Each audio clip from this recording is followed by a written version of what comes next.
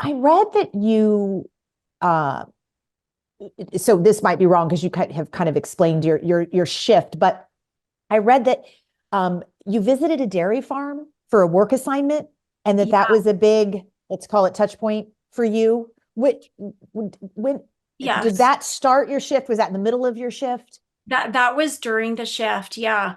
I visited a dairy farm and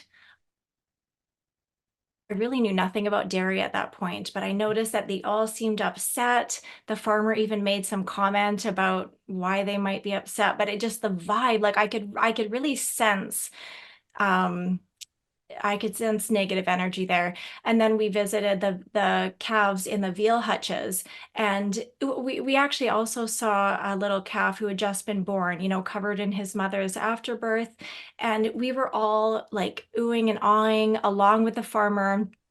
And I think that people just don't believe that the things in the dairy industry are real because they are so horrific. And so even standing there with, this work group that I was with, all of us were just thinking how adorable the baby calf was, but nobody asked what was going to happen to that calf.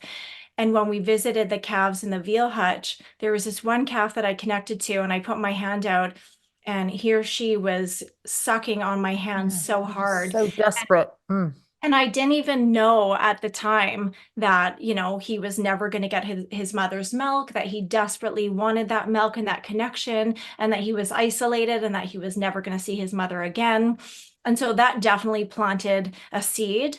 And I feel like that was actually right around the point. So this whole project was focused on choosing better food. And in the mind of the company funding this project, it was buying local. So they were saying buy local dairy, Yeah. buy local apples, whatever. And so I was advocating for that, and I was kind of like the host of the series.